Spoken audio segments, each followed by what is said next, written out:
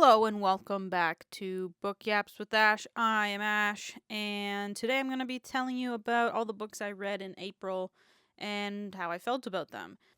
Book Yaps with Ash. The first thing I'll tell you is that April was kind of a crazy, abnormal reading month for me. One that I probably wouldn't recommend, to be honest, to myself, to anybody. I did too much at once. And here's what I'll tell you. Before I get into the specific books and how I felt about them, I'll tell you about why it was too much. So, in April I finished 4 books, but I was reading 7 total. I didn't finish 3 of them, but throughout the month there were 7 books that I read at one point. And April was the first month that I participated in read-alongs with a couple book clubs. So the first book that I did a read-along of was Under the Dome by Stephen King. And we started this book April 1st, and I decided, since I'm rereading it, to read it on audiobook this time. And so, basically, the read-along, how it works, is you read a certain amount every week, and then you stop until the next week comes around, so then you're, reading it with the group. So what would happen is I would get to a point and I'd stop, but I'd still want to keep listening to an audiobook. So I was going back and forth between, I think, first The Midnight Library and Under the Dome, and then The Martian and Under the Dome. So that was a lot. I was reading both on the same day sometimes, and that was a lot. On the physical book side of things, I was reading quite a large book in The Butcher's Masquerade by Matt Dinniman, the 5th Dungeon Crawler Carl book. So that book I was reading, I was loving it. And then I realized that I had a library hold coming due on the 11th of April, and it was like the 8th or the 7th of April. And I was like, oh, it's not far away. But it was actually the upcoming Saturday. So I paused reading The Butcher's Masquerade and started reading Parable of the Sower so that I could read it before I had to return it. At the same time, I was also doing a read-along of Night Shift by Stephen King. Now, these are short stories, so it wasn't like I was trying to remember a plot or characters or anything, but I was trying to read one of these a week as well. So, at one point, I was reading, technically, The Martian, Under the Dome, The Butcher's Masquerade, Parable of the Sower, and Night Shift, all at the same time. And what I'll tell you is, I don't recommend this. Personally, my whole job is to split my brain and think of 1 million things at once, and to have answers and be up to speed on 1 million things at once. And so I'm never really focused on one thing. That's not really cool for me. My brain doesn't actually like that a lot. I'm kind of good at doing that, but it also really exhausts me. So when I go and do that in my personal life after work, I end up being extra exhausted because I'm thinking and remembering 5 different storylines. What I'll tell you is, don't do that. Something I'm used to doing is having one physical book and one audiobook going at the same time, because sometimes I'm in the mood to sit down and read, sometimes I'm puttering about, doing chores, playing video games, or whatever. That's when I listen to an audiobook. So there's different purposes, and I don't tend to stick to the same one across those 2 ways of reading. So I usually have 2 books going at the same time, and that's fine. I can usually manage that mentally. But when you add 3 more in, that is quite an increase. So I'm going to not do that anymore. And how I'm not going to do that is I've stopped with the read-along schedule for Under the Dome, and I'm going to just listen to that audiobook until I am done. So I will be probably farther ahead of everybody else who's reading it, but this is too much for my little brain to handle. So that was like an overview of all the books that almost all the books that I read in April, but let me tell you about them specifically. So I'll start with the 2 that are still in progress and then get into ones I finished. So Night Shift by Stephen King. I've read now 4 of the short stories from this book. The first 4, just going in order, and they've been all okay. None of them have truly changed my life, have been like an amazing story that I'm like, oh my god, you've got to read this. This is super cool. However, of the 4 that I have read so far, the coolest one, the most interesting one, is I'm a Doorway. And this one is about someone who was sent on a deep space mission to, I think, Saturn, and picked up something along the way that he brought back to Earth and what happens when that happens. And that was really cool.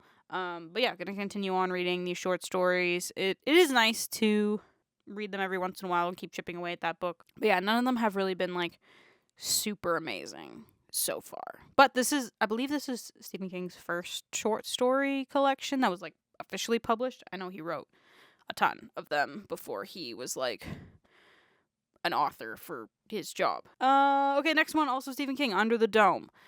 I read this in 2021? 20? I read this a while ago. And I actually watched the show when it first came out because I liked the concept of a town being trapped under a dome, obviously. But it's way different than the book. I think that this is a hard book to adapt because there's so much going on. Under the Dome is a big fat book. It's 1,100 pages. The audiobook is like 50 something hours. How many hours? Nope, 32. I was wrong there. But it's quite big. It's quite a big book, and there's a lot going on. So obviously the concept of a town being trapped under the dome, that's the main plot. But what this book really is about, and if you like this, you will like this book, is what do these characters do when this happens? When they are cut off from society and, like, true law and, like, consequences, essentially. What they will do when resources potentially become sparse. What people do in a situation like this. And that is how Stephen King writes his books. And I'm not just saying this because I'm, like, guessing. He talks about it in his book On Writing. But his process is basically like, here's a wacky situation, and here's a character. What is this character gonna do with the situation? That's what he does. And Under the Dome is just that times, like, 30 or whatever. However many characters. There's a lot of characters. But really, this is a town that is run by a man who craves power. It's not officially run by him, but he is a selectman. He runs the used car company, but he actually has full control. Like, he has so much influence over people who make decisions, over the police, over the other selectmans, over business owners, that he basically runs this town. And when the dome comes down, we see how he reacts, the people that follow him, as well as essentially the other side, which consists of Dale Barbara, who was in the army, I believe, and was actually trying to leave the town, as well as Julia, who runs the newspaper and wants to tell the truth and get to the bottom of things. So there's these, like, two sides kind of coming together, but there's also just so much going on outside of these two sides.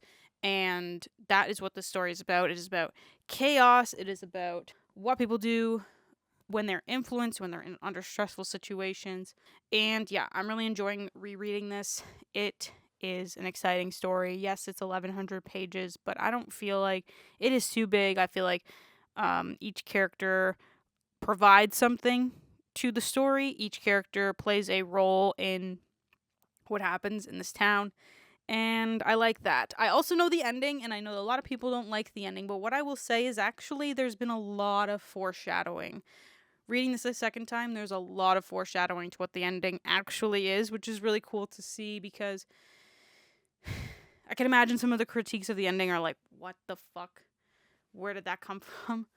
But it was planned. It was clearly foreshadowed. So it's cool to see that happen. And yeah, I'm enjoying it.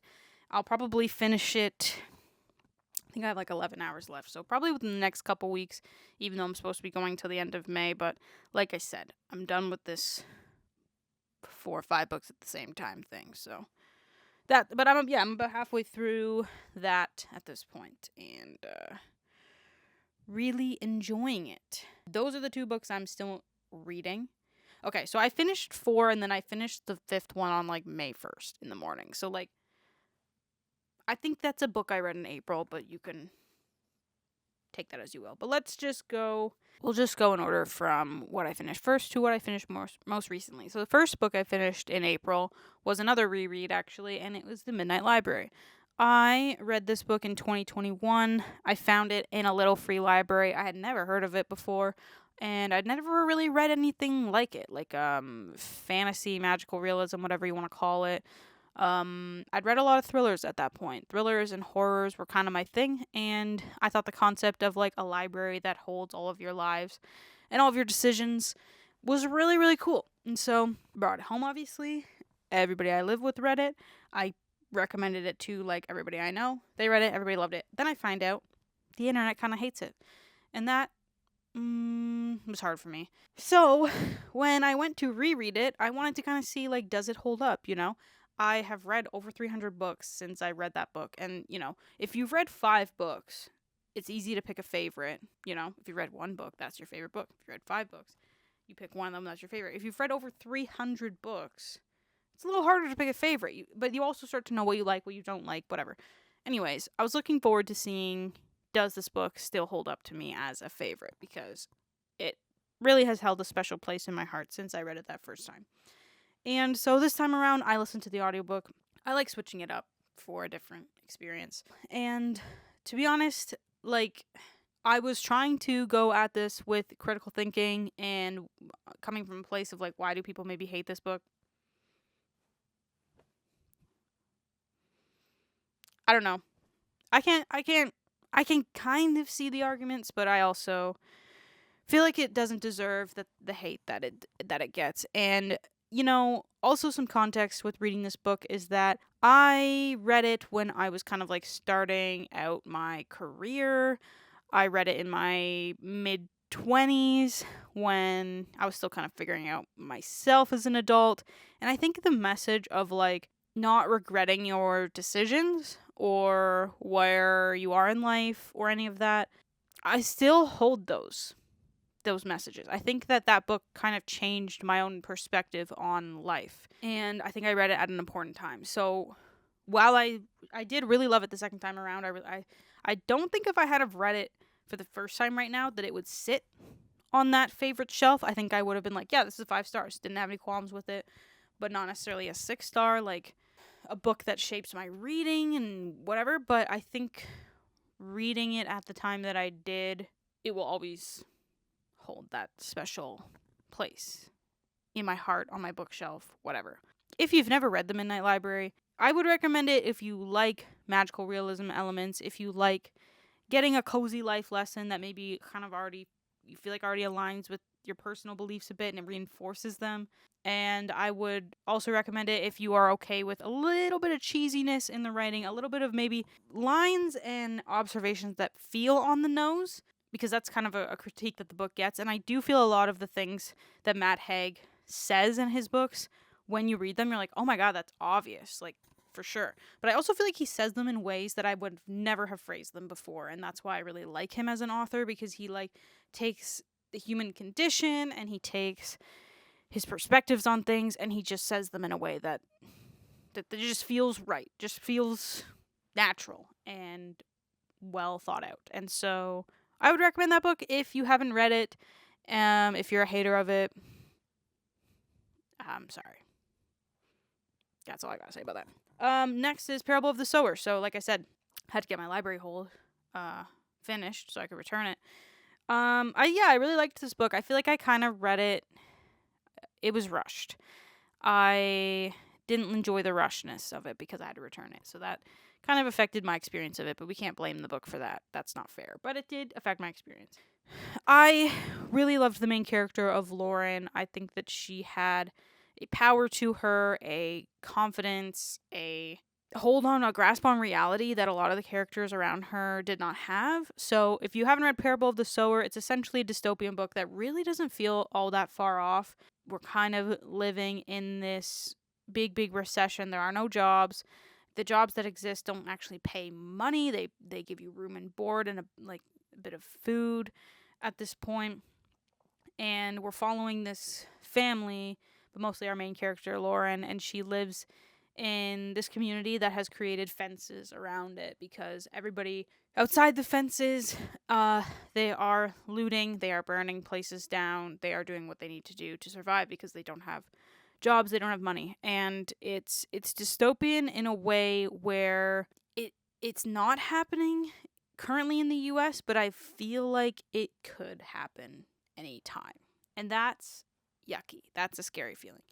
And basically we follow her as she feels like she needs to plan for things to get worse. She needs to plan for not living within these walls, within this safety, and everyone around her is kind of in denial or is just dealing with it in their own way.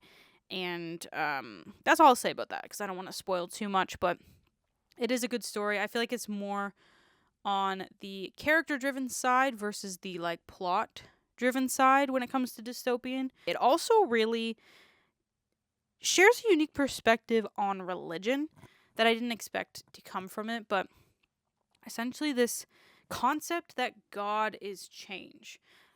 So Lauren doesn't believe in God in the traditional sense of like big man in the sky on his chair judging us and gonna unlock the pearly gates, yes or no, blah blah blah. But more that like to worship a God and to embrace a God is to embrace changes and to be ready for them. And that, I think that's a great perspective. I think it was really interesting. And it's a big part of the book. So, yeah, that's Parable of the Sower. Next one was the fifth Dungeon Crawler Carl book, The Butcher's Masquerade. I won't talk too much about this because I made a whole ass video about it. And what I'll say is, the more I read these books, the less I really know what's going on the the minor side of things, the like little plot elements. I know what's going on in the grand scheme of things, I think, but there's so much going on in these books. But also, you don't need to know 100% what's going on all the time. You can just like be there for the ride. So, I'm not writing an essay on these books. I'm not doing a test, a quiz. I am just having a fun time. And so that's what I'll say about that. I had a lot of fun. The ending of the book was great.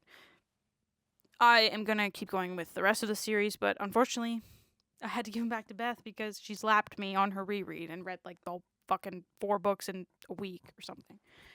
Which is crazy. But good for you, Beth. I'll take those back whenever you would like to lend them to me.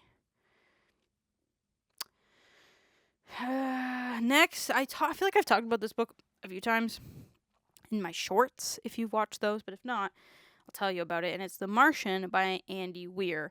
So, if you know me, you know that Project Hail Mary is my favorite book of all time at this point, and that I love the movie, and that I would die for Rocky.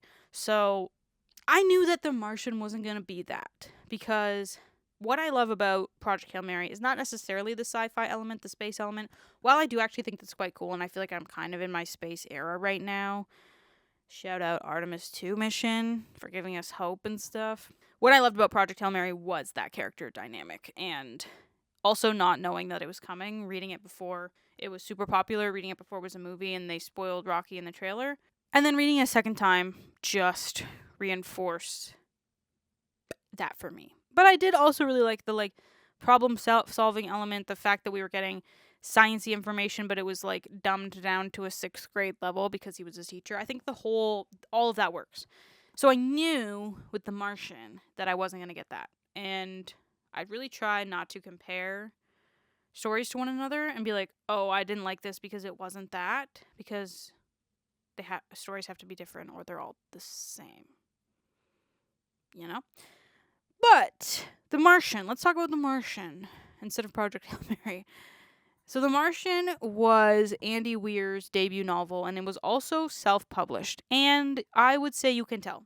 So I listened to the audiobook of this, which is narrated by Will Wheaton, and Will Wheaton does a passionate, nerdy narration. And where this shines is with the main character, Mark Watney. So, The Martian, obviously, is about Mark Watney, who is an astronaut on Mars and who is left because they have to evacuate in an emergency situation, and they think that he is dead. So, he's left on Mars and has no way to contact Earth, no way to contact the rest of his crew who has gone, and he just knows that he needs to survive on this planet for 900 days? 400 days? For a long time until another mission can supply or get him or whatever. And he's a smart guy, so he's like, I'm going to figure this out. I'm going to grow potatoes, blah, blah, blah, whatever. And so his part of the story is told through log entries of him just like telling us what he did that day, how he solved his problems, blah blah blah. It's great. I like his narration. His humor is a bit cheesy, but I also feel like it fits the persona of like a nerdy astronaut slash botanist. Like, I feel like it really worked. Where this book started to lack for me, and this is a spoiler of about 25% in. Eventually, we get to a point where we are getting third person perspectives from people at NASA. They have figured out that Mark is alive and they're working to save him. So there's two parts of the story. Mark's part and then NASA's part, basically, and then a little bit of his crew. These are the areas that took me right out of the story. Because the dialogue, and I don't know if it was the dialogue how it was written or how it was delivered by Will Wheaton, but it was like a little cliche, pretty basic. Just, I don't know. It read flat for me. And Will Wheaton does not really do voices for the characters, which is something that, is done a lot more now in more modern audiobooks. And yeah, his just overall delivery of those kind of interactions where he's playing a lot of characters. He's also playing a narrator versus a single character. They weren't as good. However, I still really loved this story. The plot itself was so exciting. The character of Mark Watney was so exciting that those qualms for me were not enough for me to DNF the book. They were just things that I was like noticing as I was reading it. Oh, a third one is when Mark is telling us about what he's done. The word then is used so many times that if I turned it into a drinking game, I would probably die. Because it was always just like, I started taking apart the hab. Then I cut it up. Or whatever. Like, that's not accurate of the actual things he did. But that was how things were told. I don't know if it was noticed because every time he said then, it was really enunciated like that. But again, there was just something I was like, he's going to say then soon. Like I was saying, the plot is really great to the point where I was listening to the end and I felt like crying because I was just so excited about what was going on and what was happening. It was a really cool story. I didn't understand a lot of the science of it. Obviously, like why would I? You don't have to. Another thing I will say is, oh my God, if you've seen the movie and you haven't read the book, I actually might recommend you listen to the audiobook because, and you might not enjoy it like I did because I hadn't seen the movie. And you might have this version of Mark in your head that is your first impression of him. But oh my God, Matt Damon gave us nothing in that movie. He read the lines. He was the worst part of that movie. He was so boring, unfunny, and plain. He was just like a piece of lined paper. Like, if you just had a piece of lined paper and you just wrote them down, like the lines down in pencil, I think that would have been more exciting than the performance that Matt Damon gave us in that movie. It was so terrible. It was extremely bad. I watched the whole movie because the rest of it was great. The visuals, the NASA part that didn't hold very strong in the book, held that movie together. Fucking Matt Damon, I don't understand how he was nominated for awards. Boring. Even the parts that were supposed to be funny, just unfunny. Just boring, okay? So I think that Will Wheaton's Mark Watney was much better. Nerdy and passionate and excitable, okay? And then Matt Damon's like, I'll get to be Iron Man. Boring. So that was The Martian. And the last book I read that I finished May 1st at 8:30 in the morning, so it counts, was The Lincoln Highway. And this is another book that I would not have picked up had I not been in a book club. I didn't even actually plan on reading it, but I found it at a thrift store when I wasn't looking for it for $7. So I was like, maybe it's a sign. Maybe I will read it. $7. This book is about variety of characters. But it kicks off by introducing us to Emmett, who I believe is about 18 years old, and he's just returning from not prison, but like a work camp that he was sentenced to attend for an amount of time. He returns home to his farm where his 8-year-old brother Billy is, and his dad has just passed of cancer. He actually got out early because of his dad passing from cancer, and their mom is not in the picture. Their mom left them back when Billy was like 1. So, I think, Emmett was like 10, and Billy doesn't really remember her. So it's just them now, and they've foreclosed on the farm. They want to do a fresh start. So they're going to take Emmett's car and drive somewhere. He had planned for Texas, I think. I think they lived in Nebraska, but Billy had this vision of going to California because he feels like that's where his mom is, because when she first left, she sent postcards all along the Lincoln Highway, which is the first highway to ever stretch across America. So Billy wants to go there, and they decide, okay, we'll go to California, but Emmett's plan is essentially to use the money that he has to buy a house, fix it up, and sell it, and then sustain life for him and Billy. So that is the plan. The plan is immediately foiled, and this isn't a spoiler. This is like first chapter.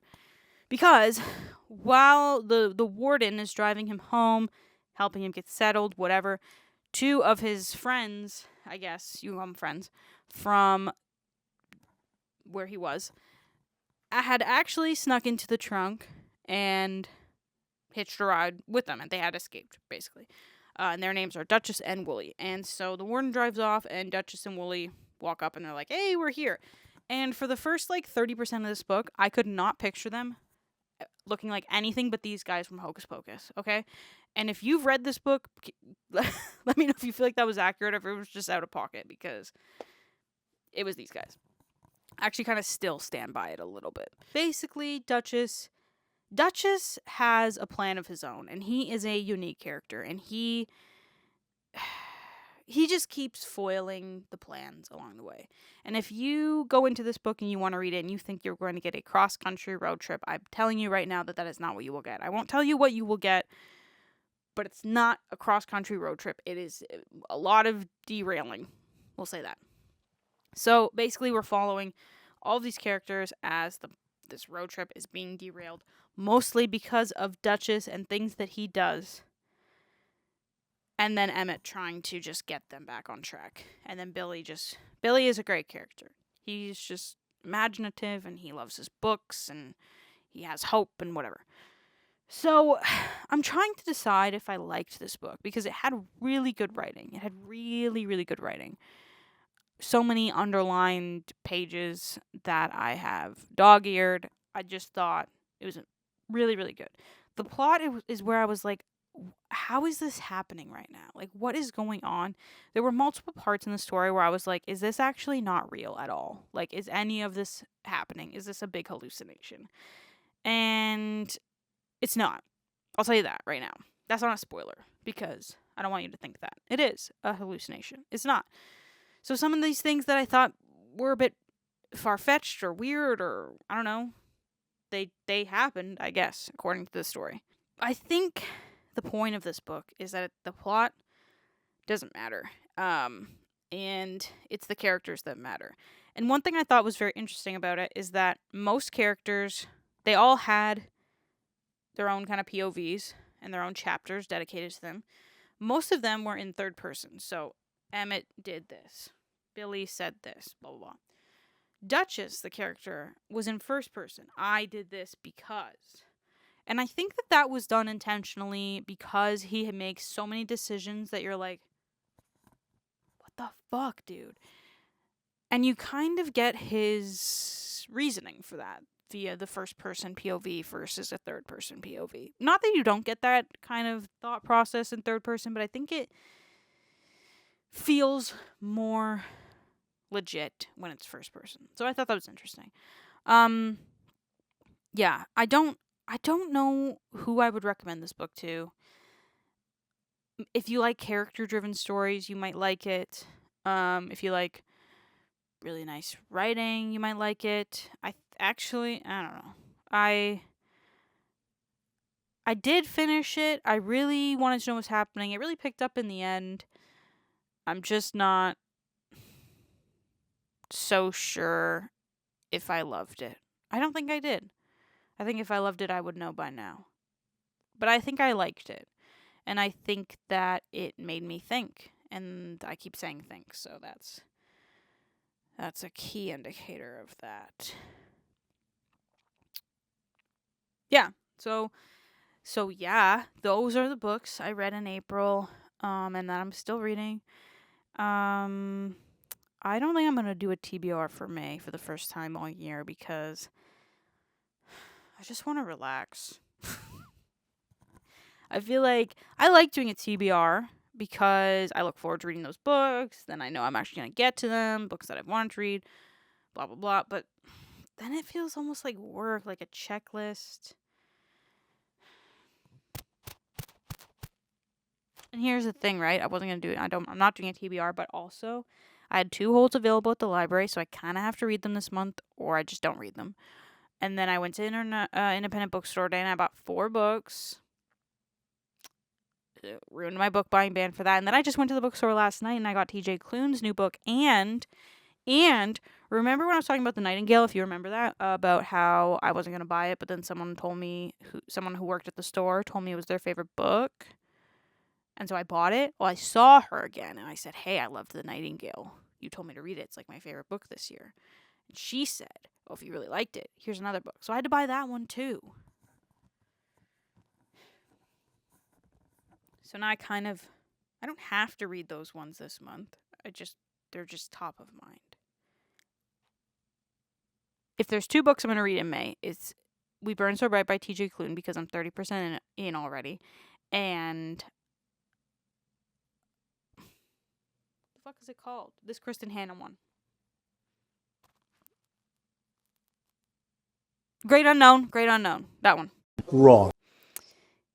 Yep. Because I got it from the library. Thank you for watching Book Yaps with Ash. I'm Ash. And if you're still here and you're like me and you suffer from migraines or any chronic pain or any chronic illness or anything that you feel like debilitates your life, I hear you.